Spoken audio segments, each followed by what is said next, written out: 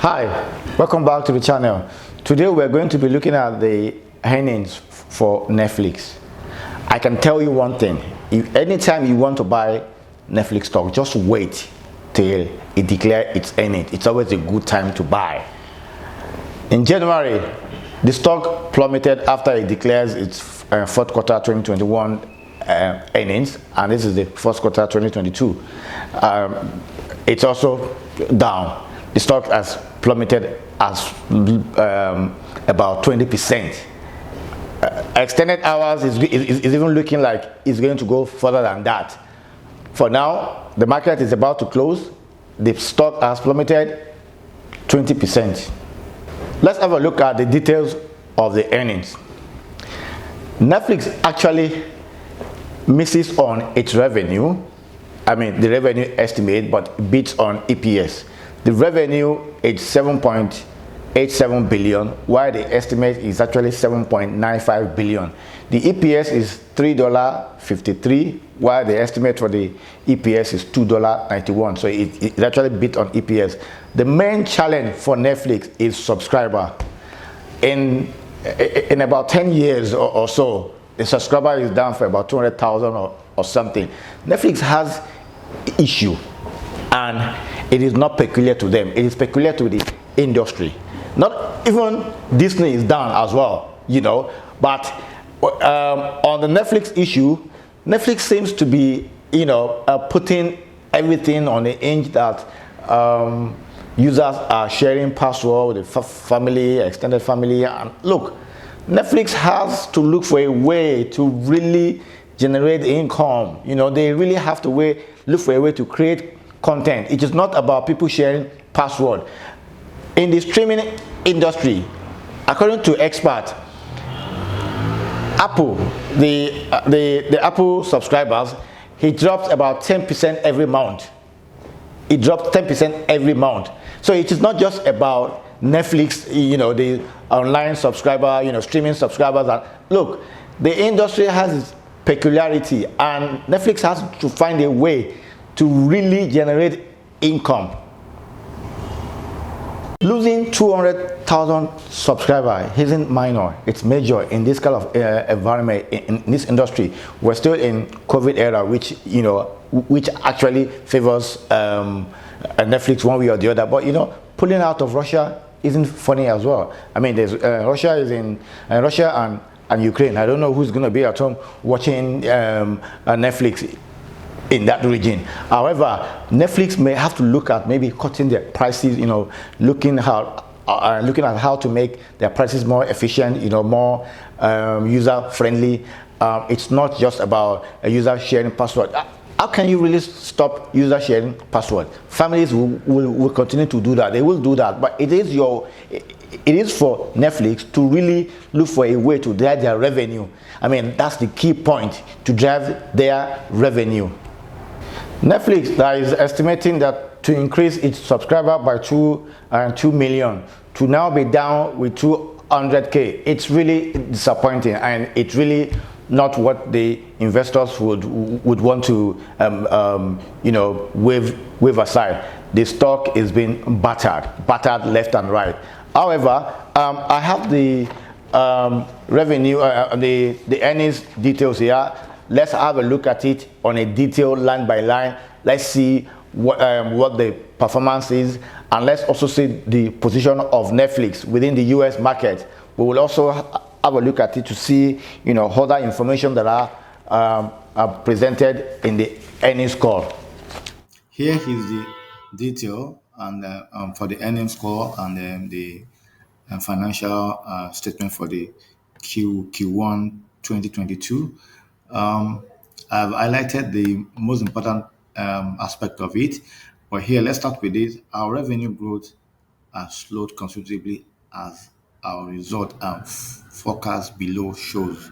Streaming is winning over linear as we predicted, and Netflix titles are very popular globally. However, our relatively high household penetration, when including the large number of household sharing accounts combined with the competition, is creating revenue growth headwinds.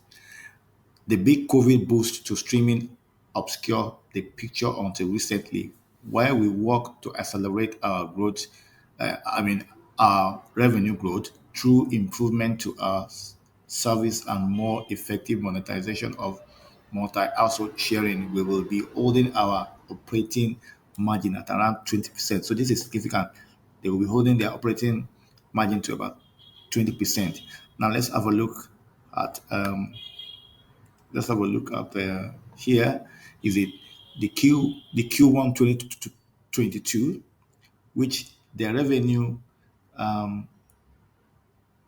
margin, the operating margin here is actually 25.1%. So the forecast for Q2 will be 21.5. So they're about 20%. That's what they're saying. Will be about that. So that's significant there.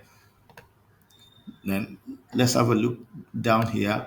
Here, I've highlighted here growth outlook.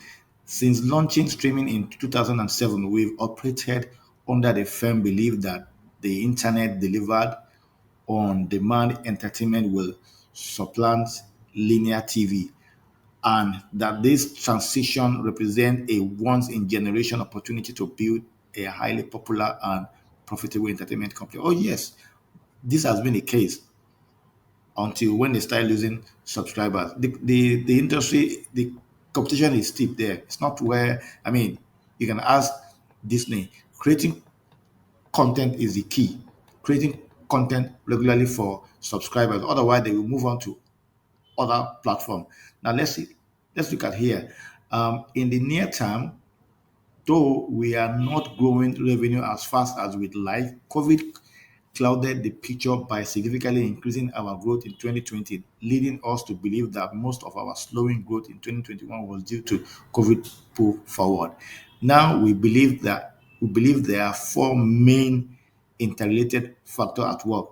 First, it is increasingly clear that the pace of growth into our underlying addressable market, broadband homes, is partly dependent on factors we don't directly control, like the uptake of connected TV, since the majority of our viewing is on TV. Now, secondly, in addition to our 22 million paying household, we estimated that Netflix is being shared with over 100 million additional households, including over 30 million in the Yukon region. Account sharing as a percentage of our paying membership hasn't changed much over the years. Look, Netflix is just putting everything, it looks like they're engine everything on the fact that sharing. How do you really want to stop family sharing account? That's a tough one to do. Thirdly, the competition for viewing with linear TV as well as YouTube, Amazon, and Hulu has been robust for the last 15 years. However, over the last 3 years, as traditional entertainment companies realize streaming is a future, many new streaming services have also launched. Do you want to blame them? You cannot blame them. I mean, uh, everyone to be where the money is. Here is the share of total US TV. Netflix is 6.4 as of February 2022. They're not doing too bad. I mean, they're actually even higher than YouTube. That is a 5.7. And the highest is this. I mean, total streaming. It's not really bad, but yeah, you cannot put everything on the user. Fourth, macro factor including sluggish economic growth. Yes.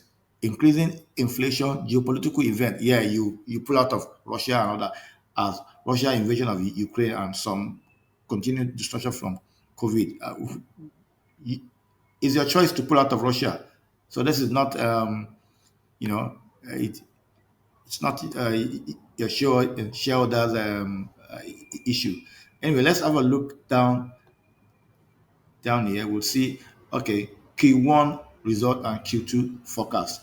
Our 10% revenue growth in Q1 2022 was driven by an 8% year-over-year increasing in average streaming paid membership and 2% year-over-year growth in ARM, excluding the FX impact of minus 280 million year-over-year revenue and ARM growth were 14% and 6% respectively. Operating income of 2.0 billion was was above our beginning of quarter forecast of 1.8 billion due to lower than projected content expense. The EPS of $3.53 versus $3.75 a year ago include a 162 million non-cash unrealized gain from the FX remeasurement on our euro-dominated. Yeah,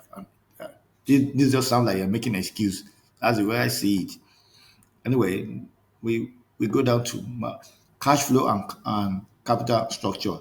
Net cash generated by operating activity in Q1 was 923 million versus 777 million in the prior year period. Free cash flow amounted to 802 million versus 692 million.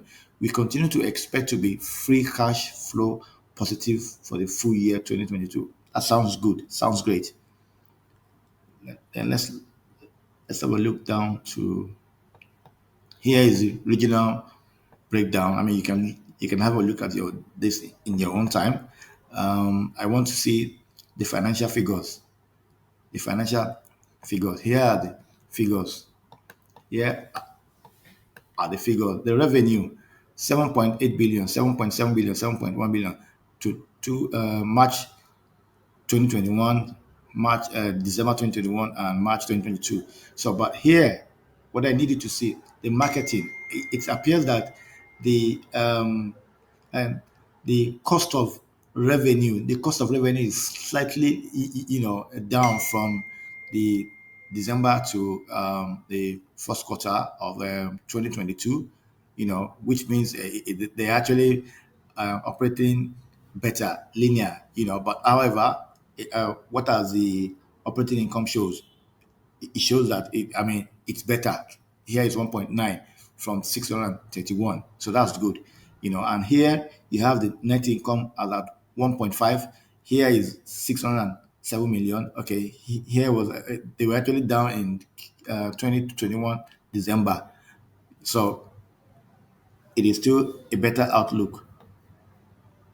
And let's have a look at the okay, this is for the assets and liabilities. Here, total current liabilities 7.7, slightly down from here, from the previous quarter. And here, total liability is now 27 from 28, slightly down. So they've made some, adjustment and payment or whatever. So, it's by large, the issue is losing subscribers, and here you can see cash and cash equivalent restricted to cash at end of period six. I mean, this has remained the same, within the last two quarter. So the main issue is losing the 200K subscriber. I mean, you expected to reach about 2 million, billion subscribers, but you lost 200K. This the stock has plummeted, had suffered. I mean, you don't blame investors. Anyway, you can have a look at this. Here is the technical chart for Netflix. We're looking at Netflix on a daily chart.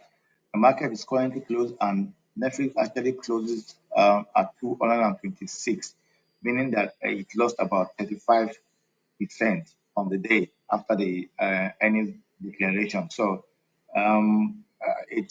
I mean, it's not more to say that it's a disaster. It's plummeted. So it's trading below 20-day and 50-day and 200-day moving average. I mean, this is a huge gap down. Let's have a look at it on a weekly chart.